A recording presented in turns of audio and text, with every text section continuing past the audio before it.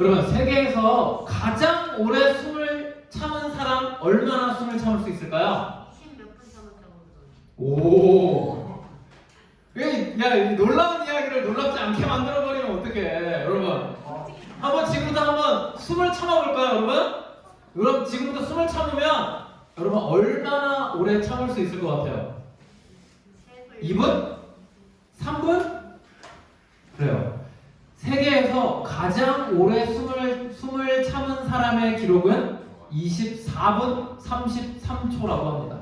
그냥 이렇게 공기 중에서 숨을 막고 참은 게 아니라 물 속에 들어가서 숨을 참았어요. 그리고 그 기록을 찍어놔서 유튜브에 여러분 검색하시면 그 영상을 찾아볼 수 있습니다.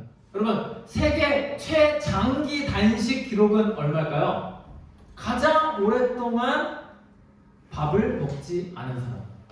여러분, 뭐 예수님이 40일 정도 했으니까 여러분 한 40일 정도 되지 않겠어? 예수님이 1등 아닐까? 이렇게 생각하기 쉬운데 최장기 단식 기록은 무려 382일이라고 합니다. 여러분, 1년이 며칠이에요? 1년이 365일인데 1년도 넘게 단식을 한 사람이 있었다는 거죠. 이 사람이 원래 207kg 정도의 거구였는데 이 단식을 통해서 무려 체중을 82kg까지 감량에 성공했다고 합니다. 여러분들도 380일 정도 금식하시면, 단식하시면 살을 뺄 수 있다는 이야기예요. 생각보다 우리 상식 바깥의 일들이 자주 벌어집니다. 자, 인류가 가장 오랫동안 잠을 자지 않은 기록은 11일 하고도 1초라고 해요. 자, 근데 11일 동안 잠을 안 잤더니 이 사람 건강이 너무 나빠지고 환청이 들리고 이래서 이제 앞으로 잠을 자지 않는 기록은 재지 않겠다라고 기네스북에서 공식 선언을 했대요. 잠을 자지 않는 기록에 도전하는 사람이 나오지 않게끔 하기 위해서 그렇게 조치한 거라고 합니다. 우리 주변에도 정말 놀라운 일이 있죠. 쯔양이나 힙합 이런 유명한 먹방 콘텐츠를 만드는 그 유튜버들을 보면 와, 저거 어떻게 저렇게 마른 사람이 저걸 다 먹을 수 있지? 경이로운 생각이 들지 않습니까? 오늘 본문에서도 우리의 상식 바깥의 일, 우리가 도저히 이건 일어날 수 없는 일이야 라고 여길 만한 그런 일이 벌어졌는데 그 이름 바로 예수의 부활이라는 겁니다. 죽은 사람이 살아났다라는 기록이에요. 사실 성경에는 예수의 부활 말고도 죽은 사람이 살아난 기록을 꽤나 많이 가지고 있습니다. 예수가 태어나기에 그 훨씬 이전에 엘리야 혹은 엘리사라는 선지자들이 죽은 사람을 살려냈다라고 하는 기록이 있어요. 물론 아주 옛날 이야기라서 여러분, 나는 믿을 수 없다라고 생각할 수 있을 것 같아요. 예수가 죽고 나서 부활하기 이전에도 예수가 죽은 사람을 살렸던 기록이 있습니다. 대표적으로 막달라 마리아의 오빠였던 나사로가 살아난 기록이 있고요. 그리고 앞으로 우리가 다룰 건데 나인 성이라고 하는 그 지역에 사는 어떤 과부의 아들을 살리신 기록이 있고요. 그리고 백부장의 딸, 그 어린아이를 달리자쿰이라고 해서 소녀야 일어나라 라는 그런 말을 통해서 살리신 기록도 있어요. 물론 이 기록들은 성경에만 등장하는 것이기 때문에 성경을 믿지 않는 사람들에게는 이런 기록은 그저 성경에 실린 신자들을 현혹시키기 위한 기록이야 라고 많은 사람들이 생각하지만 어쨌든 그런 기록들이 있다는 거예요. 죽은 사람이 살아난 게 이번 한 번 처음이 아니라는 겁니다. 만약에 예수님 시대에 혹은 그 이전 시대에 기록으로만 존재하는 죽은 사람이 살아났다라고 하는 이 기록으로만 존재하는 이 내용들이 여러분 영상으로 남겨져 있어서 여러분들 지금도 우리가 유튜브로 그것을 시청할 수 있다면 여러분 그걸 믿을 수가 있을까요? 더 잘 믿을 수 있을까요? 저는 아니라고 봅니다. 옛날 기록이니까 조작된 걸 거야. 거기에 어떤 다른 편집이 들어가 있을 거라고 끝도 없이 사람들이 의혹을 제기할 거예요. 왜냐? 그것은 우리의 상식 바깥에 있는 너무나 기이하고 이상한 일이기 때문입니다. 여기에 뭐가 필요하냐? 믿음이 필요한 거죠.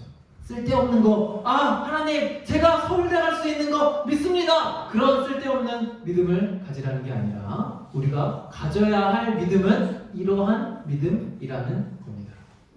자, 그래서 이제부터 부활의 의미에 대해서 과연 우리에게 이 기이한 사건, 우리가 믿지 못할 사건, 우리의 상식 바깥의 이 일들을 우리에게 굳이 하나님이 알려주시고 이 사건을 통해서 우리에게 보여주고 싶으신 것이 있겠죠. 그 의미가 무엇인지 한번 살펴볼게요. 자, 오늘 본문 1장에 보면 이렇게 써있죠. 안식 후 첫날의 새벽에 이 여자들이 그 준비한 향품을 가지고 무덤에 가서, 여기에서 우리가 알 수 있는 사실이 하나 있는데, 그것은 이 여인들은 예수의 부활을 믿었을까요? 안 믿었을까요? 안 믿었다는 거예요. 그걸 우리가 알 수 있습니다. 만약에 이들이 예수의 부활을 믿었다면 예수님을 어디에서 기다려야 돼? 새벽 식탁 앞에서 기다려야겠죠. 좀 있으면 예수님 부활해서 오실 테니까 아침 식사 3일 동안 밥 안 드셨는데 얼마나 배가 고프시겠어. 피를 그렇게 많이 흘리셨다는데 얼마나 목이 마르시겠어. 음식을 해놓고 기다려야 되는데 이 여자들은 부활을 믿지 않는 여자들이니까, 사람들이니까 향품을 가지고 예수의 시체를 닦으러 간 거죠. 자, 첫 번째 부활의 의미는 예수님이 죽지 않았다는 겁니다. 전사님 당연한 소리를 하고 그래요. 부활했으니까 당연히 죽지 않았겠죠. 자, 여기에서 죽음이라는 것의 의미를 우리가 조금 살펴볼 필요가 있어요. 여러분, 죽음은 인간에게 처음부터 있었을까요? 그렇지 않죠. 죽음은 어떻게 우리에게 들어왔어요? 죽음은 아담을 통해서 우리에게 들어왔습니다. 더 정확하게는 아담의 불순종을 통해서 전 인류에게 살포된 것이 바로 죽음입니다. 늘 인간이 죽은 것 같고 모든 인간이 죽을 거야 라고 우리는 생각하지만 사실 인간에게 죽음이 없던 시절이 분명히 있었어요. 성경에 의하면, 우리 지금 성경을 배우는 사람들이니까 분명히 있었어요. 근데 아담을 통해서 우리에게 죽음이 들어왔다는 것입니다. 그런데 선악을 알게 하는 지혜의 나무의 열매를 먹은 이 아담이 여러분 죽었나요? 죽었지만 죽지 않았습니다. 하나님께서 아담에게 이렇게 말씀하셨죠. 네가 그 열매를 먹는 날에 네가 정령 죽으리라. 그런데 아담이 그 열매를 먹었는데 죽지 않았어요. 오히려 뱀의 말처럼, 아담을 깨어냈던 뱀의 말처럼 하나님처럼 선악을 분별하는 지혜가 생기고 그리고 죽지 않게 되었습니다. 여러분, 놀라운 일 아니에요? 하나님이 틀리고 뱀이 맞았네요. 그리고 나서 아담은 자신이 몰랐던 세계, 죽음의 세계에 대해서 경험하게 되는데 그게 언제냐? 자신의 아들인 가인이 자신의 아들인 동생 아벨을 죽인 사건을 통해서 죽음이 실제하는구나 라고 알게 되는 거예요. 아담은 그 사과를 먹고 그냥 한 번에 단숨에 죽어버려서 죽음이 무엇인지도 모른 채 자기의 삶을 끝낸 것이 아니라 자신의 아들, 그것도 자기 첫째 아들이 둘째 아들을 죽이는 이 엄청난 사건을 경험함을 통해서 죽음의 진정한 의미가 무엇인지 깨닫고 그도 930살에 죽었다는 거죠. 그러면 우린 여기에서 우와, 아담 930살에 죽었어? 오래 살았네? 아담의 장수에 주목하는 것이 아니라 아담이 930년 동안 뭘 받겠어요? 자기가 불러들인 죽음의 대가를 930년 동안 끊임없이 관찰하다가 본인도 죽었겠죠. 여러분, 이게 죽음의 참 의미라는 거예요. 로마서 5장 12절에는 이렇게 이야기를 합니다. 한 사람으로 말미암아 죄가 들어왔고 그 죄로 말미암아 사망이 들어왔다. 자, 이 말은 우리에게 절망을 안겨주는 말이 아니에요. 한 사람으로 인해서 그 과거에 내가 알지도 못하고 내가 어떻게 영향력을 미칠 수도 없는 그 아담이라고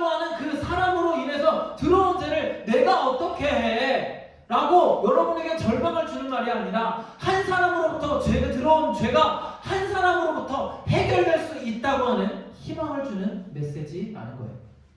그게 바로 예수 그리스도의 죽음입니다. 한 사람을 통해 우리에게 죄가 들어와서 우리가 사망에 이르게 되는, 죽음에 이르게 되는 그 운명을 타고났지만 그것이 한 사람으로 인해서 해결될 수 있다라고 하는 그 해결의 실마리 열쇠를 우리에게 제시해 주는 것이라는 거예요. 그리고 실제로 이 죽음을 극복한 사람이 나왔습니다. 예수님 아니냐고요? 예수님 아니고 다른 사람이 있어요. 그 사람의 이름은 바로 스데반이라는 사람이에요. 이 사람은 사도행전에 기록된 처음으로 죽음을 극복한 사람입니다. 여러분 잘 모를 수도 있는데 이 사람이 예수를 반대하는, 예수를 이단이라고 생각해서 예수를 따르는 사람들을 몽땅 잡아 죽였던 사람들의 손에 의해서, 그 중에는 우리가 알고 있는 사도 바울도 포함되어 있었다고 합니다. 그 사람들에 의해서 돌에 맞아 죽었어요. 전도사님, 죽음을 극복했다면서요. 죽음을 극복했는데 왜 죽어요? 죽음을 극복 못하고 죽었네요 라고 우리 생각할 수 있지만, 더 이상 사망이라고 하는 그 권세가, 죽음이라고 하는 그 두려움이, 그 불안이 인간을 억압할 수 없음을 이 스데반 집사가 온전히 보여주었어요. 예수님만 저를 돌로 치는 사람, 그 사람들을 용서하여 주시옵소서, 그 사람들은 아무것도 모르고 하는 행동입니다 라고 이야기한 것이 아니라, 이 스데반 집사도 예수도 아니면서 자기를 돌로 치는 사람들에 대해서 온유한 미소를 베풀 수 있는 사람이 되었다는 거예요. 더 이상 사망이 우리를 지배하지 못하고, 더 이상 사망의 고통과 두려움과 불안으로 인해 우리의 삶이 그 사망의 죄의 힘에 딸려가지 않는다는 것을 직접 보여준 사람이 바로 스데반 집사입니다. 예수님이 하신 일이 바로 그런 것입니다. 본인이 사망으로 인해 죽지 않고 죽음의 영향을 받지 않음을 통하여 그것을 우리에게 고스란히 전해주신 것이죠. 스데반 집사 대단하다 우리 생각할 수 있지만, 이게 어디서 왔다고요? 그리스도로부터 우리에게 왔다는 것입니다. 마찬가지로 우리 역시 이런 삶을 살아가게 됨은 그리스도로 말미암은 것임을 우리는 알아야 합니다. 두 번째, 우리 24장 3절에 보니까 들어가니 예수의 시체가 보이지 않았다라고 하는 기록이 있어요. 자, 이것을 통해서 우리는 부활의 의미를 알아볼 수 있습니다. 무덤이 비어 있었대요. 자, 이 무덤이 비어 있다는 사실을 확인하기 전까지 이 무덤은 그냥 무덤이었습니다. 죽은 사람을 보관하는 곳, 죽은 사람을 장사 지내는 곳, 죽은 사람의 시체를 그냥 길거리에 버려놓으면 환경도 안 좋지만 지나가는 사람에게도 불쾌하고 거리도 깨끗하지 못하니 이 사람들을 한 곳에, 적당한 곳에, 잘 썩을 수 있는 곳에 많은 살아있는 사람들이 불편하지 않게 처리하는 장소인 이 무덤이 사람들의 경험에 의해서, 이곳으로 와본 사람들에 의해서 무덤이 빈 무덤이 되었어요. 재판을 할 때 이런 게 있습니다. 살인을 한 사람에 대해서 재판을 할 때 살인의 흉기인 칼은 물적 증거가 되지만, 살인 현장을 목격한 사람들은 인적 증거가 돼요. 물적 증거, 인적 증거 다 중요한 증거로 제시가 됩니다. 자, 여기 부활의 현장에는 물적 증거는 없어요. 사람이 죽었다, 살아남에 대한 물적 증거는 존재하지 않아요. 그럼 뭐가 있어? 대신 인적 증거가 있죠. 이 빈무덤에 비어있고 아무것도 없는 것 같지만 뭐가 있다? 증거들이 지금 넘치고 있어요. 물론 우리가 일반적으로 생각하는 그 물적 증거는 없지만 인적 증거가 넘치고 있습니다. 아침에 이 사람들은 뭐하러 왔어요? 시체를 염하러 왔죠. 예수님의 시체가 하루 종일 피를 흘리고 지저분해져 있으니까 그것을 깨끗하게 정돈하러 온 사람들에 의해서 이 무덤이 빈 무덤이라는 사실을 사실, 예수의 시체가 더 이상 여기에 없다는 사실, 예수의 죽음이 여기에 없다는 사실, 예수가 부활했다는 사실을 증거할 사람들이 그곳으로 모여들게 되었다는 겁니다. 빈 무덤에서 여러분, 그래서 교회가 나왔다라고 하는 거예요. 자, 이 빈 무덤은 예수 부활의 결정적인 증거가 됩니다.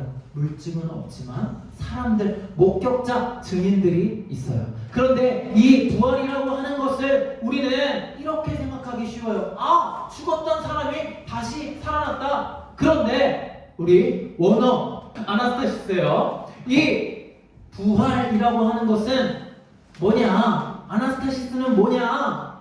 내가 이전의 상태로 회복된 그런 의미가 아니라 누워있던 상태에서 일어섰다라는 의미예요. 부활이라는 것은 여러분, 단순히 내가 죽었다가 살아난 내 생명이 조금 연장된 그런 의미가 아니라 이전과 다른 상태로 내가 변하였다라는 의미인 겁니다. 그래서 이 빈 무덤에서 우리는 교회를 발견할 수 있습니다. 교회는 비슷한 문화를 가진 사람, 어릴 때부터 교회라고 하는 이 문화 코드에 익숙해져 있는 사람들이 같은 생활 양식을 공유하기 위해 모이는 곳이 아니라는 거죠. 교회는 뭐야? 증인들의 모임이라는 거예요.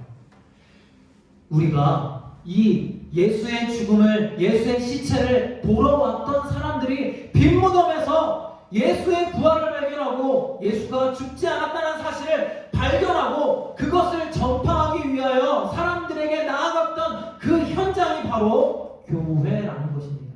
여러분들이 여기에 와서 할 일이 바로 그 증인의 삶이라는 거예요.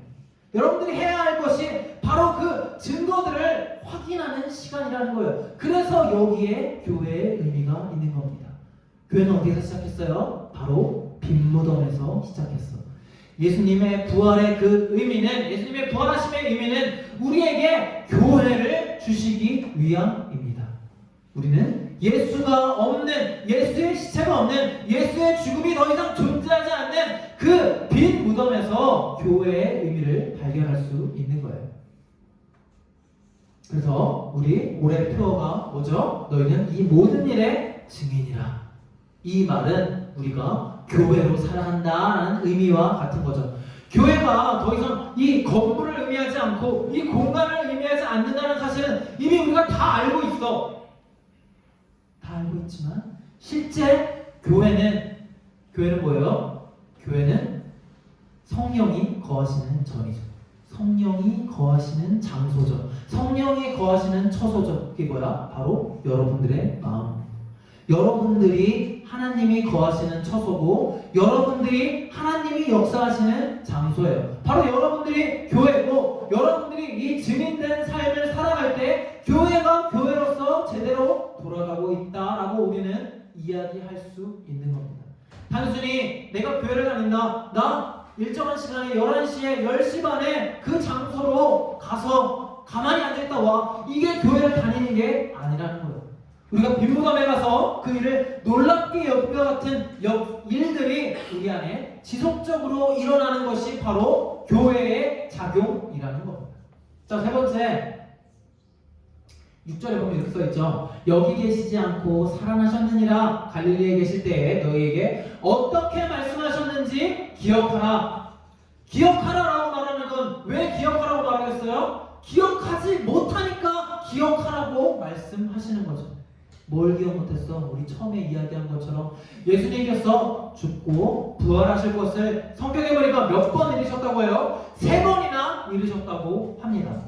이건 숫자적인 3번이 아닐 거라고 저는 생각해요. 3년의 공생의 기간 동안 예수님은 수도 없이 이 말을 하셨을 거야. 내가 너한테 3번 말했어 라고 이야기하는 것은 내가 너한테 할 만큼 많이 이야기했다라는 것을 의미하는 거죠. 내가 너한테 전할 수 있을 만큼 충분히 전했다라는 것을 의미하는 거죠. 그런데 그 의미를 이 사람들이 말로만 듣고 알았나요? 말로만 듣고 몰랐어요. 뭘 보고 알았죠? 예수의 시체가 그 무덤 안에 없는 것을 보고 심지어 그 말을 전해 듣고 그걸 알지 못하자 예수님이 직접 나타나셔서 그 내용을, 부활의 내용을 전해주기도 하셨죠. 그래서 이 빈무덤을 통해서 이 예수의 부활을 통해서 우리는 경건이 아니라 복음을 믿고 복음을 배울 수 있는 사람들이 되어야 합니다. 거기에 나타난 마리아, 예수의 시체를 정리하러 온 사람들, 그 사람들은 굉장히 경건한 사람들이겠죠. 오면서 경비병을 마주치면 어떻게 하지? 사람들이 나를 예수의 추종자로 오해하면 어떻게 하지? 라고 하는 그런 두려움을 무릅쓰고 그 사람들이 그 자리로 새벽 일찍 나온 거예요. 여러분, 그냥 하나님 말씀 들으러 이곳에 아침에 나오세요, 새벽 예배 나오세요, 고난주간 새벽기도 나오세요. 그 나오는 것도 힘든데 여러분, 이거 나오면 사람들이 잡아갑니다, 여러분들 해칠지도 몰라요 라고 하는 그 상황 가운데 새벽에 나오는 게 얼마나 힘들었겠어. 굉장히 힘든 일이죠. 그럼에도 불구하고 이 사람들은 나왔단 말이에요. 얼마나 경건한 사람들입니까? 그런데 이 경건을 넘어서는 복음의 힘이, 복음을 아는 것이 우리에게 있어야 한다는 거죠. 경건한 사람들이 나왔지만 결국 이 사람들은 예수의 부활과 예수님의 우리의 죄를 사해 주시고 우리를 구원하여 주심을 믿지 못했다는 거예요. 그렇기 때문에 아침에 거기로 나왔죠. 만약에 성경에 이런 기록이 있다면 우리는 굉장히 그것을 의아하게 여기고 굉장히 반인륜적으로 여겼을지 몰라요. 예수가 죽자 베드로와 그의 어머니 마리아가 기뻐하였다. 이런 기록이 만약에 성경에 있다는 말이에요. 하지만 우리는 예수의 죽음을 통해 예수님 돌아가셔서 어떻게 하고 슬프고 눈물을 흘려야 하는 게 아니라 사실은 그것을 기뻐해야 되는 사람이 맞아요. 전도사님이 하는 말이 뭔가 좀 사이코패스처럼 들리나요? 소시오패스처럼 들리나요? 하지만 그게 맞다니까요. 우리가 상식적으로 갖고 있는, 일반적으로 갖고 있는 그 생각을 넘어서야 거기에 복음이 있는 거예요. 그걸 깨기 위해서, 우리가 일반적으로 하는 그 생각의 그 깊이를 넘어가기 위해서 우리는 들었던 말씀 또 듣고, 지난주에 그 말씀 전화를 하셨던 것 같은데 이번에 또 듣고 해야 돼요. 왜냐하면 우리의 6일간의 삶, 설교 듣지 않는 그 삶은 우리에게 지나치게 상식적이고 일반적이고 그리고 죄 가운데 있는 삶이라서 우리는 복음의 힘, 복음의 가치를 잃어버리고 살아요. 그래서 이 부활의 주일, 안식 후 첫날, 안식을 토요일이라 그랬죠. 토요일 다음 날, 첫날을 우리는 부활절, 곧 매주 벌어지는 그 주일은 작은 부활절로, 이렇게 1년에 한 번 정도 있는 이 주일은 큰 부활절로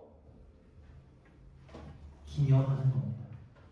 우리 매주 여러분들이 넘어졌던 상태에서 다시 일어남을 확인하는 시간이 바로 우리는 주일, 곧 작은 부활절이라는 거예요. 그리고 그때 우리가 해야 할 것은 복음의 의미, 우리가 일반적 상식적으로 생각했을 때는 이해할 수 없는 그 복음의 의미를 다시 깨닫고 누워져 있던 우리를 다시 일으켜 세우시는 그리스도를 만나는 일이, 그 경험이 우리에게 필요한 것입니다. 성경에 보니까 매우 교만한 사람 한 사람이 나오는데 그 사람의 이름은 욥입니다. 욥이라고 하는 사람 이렇게 이야기했어요. 자기에게 어떤 엄청난, 자기 감당할 수 없는 어떤 고난이 오니까 하나님은 나에게 주실 수도 있는 분이지만 다 뺏어갈 수 있는 분입니다 라고 이야기를 했습니다. 그게 욥이 알고 있는 하나님의 전부였어요. 굉장한 교만이죠. 그때 욥 맨 마지막에 하나님께서 욥에게 엄청나게 많은 52가지 정도 된다고 해요. 질문을 던지시면서 이렇게 욥에게 도전하시는 거예요. 네가 다 안다고 했는데 네가 아는 것만큼 그렇게 작은 존재인 것 같냐? 네가 아는 게 전부인 것 같냐? 라고 도전하시는 겁니다. 그때 욥의 고백이 이겁니다. 내가 전에는 귀로만 듣고 하나님을 알았는데 이제 눈으로 하나님을 보는 것 같이 하나님을 더 많이 알겠습니다. 자, 이것은 내가 지금까지 하나님을 다 안다고 고백하고 그것이 전부라고 이야기하고 생각했던 자기 교만에 대한 고백일 뿐 아니라 아니라 하나님은 내가 생각하시는 것보다 훨씬 더 크고 대단하신 분이라는 것을 고백하는 것과 같아요. 내 고난이 왔을 때 그것을 하나님의 뜻으로 제가 감내하겠습니다 라고 이야기하는 게 엄청 신실하고 경건한 것처럼 보이지만 하나님을 겨우 그런 존재로 제한하는 것밖에 안 되고 하나님은 줬다가 뺏는 그런 존재일지 모르지만 저는 끝까지 하나님에 대한 신실함을 지키겠습니다. 하나님 절대 용서 안 하겠습니다 라고 말하는 건 내가 하나님보다 더 경건하고 높은 존재라고 스스로를 높이는 것과 같은 효과를 지니는 거예요. 2장에서 그렇게 고백했던 욥이 결국에 마지막 장에서는 내가 귀로만 듣던 하나님을 눈으로 봅니다라고 고백함을 통하여 내가 얼마나 교만한 존재인지 깨달았다. 그리고 하나님이 얼마나 크신 존재인지 깨달았다라고 이야기를 하게 됩니다. 욥의 믿음은 그렇게 완성되는 거죠. 그리고 욥의 믿음은 더 앞으로 나아가게 될 것입니다. 우리 역시 예수의 부활 그 의미를 지금 당장 다 깨닫고 알 수는 없겠죠. 하지만 우리에게 부족한 것이 있다. 우리가 더 알아야 할 것이 있다. 우리에게 아직 밝혀지지 않은 복음의 비밀이 있다는 사실을 알고 더 많이 복음을 믿어가야 배워가야 되는 것입니다. 우리가 불가능하다고 느끼는 것, 우리에게 불가능하다고 여겨지는 것이 이루어질 것이라는 것을 믿는 그 힘은 그리스도를 아는 것을 통해서만 우리에게 일어나고 실행될 수 있음을 우리는 알아야 돼요. 함께 기도하겠습니다.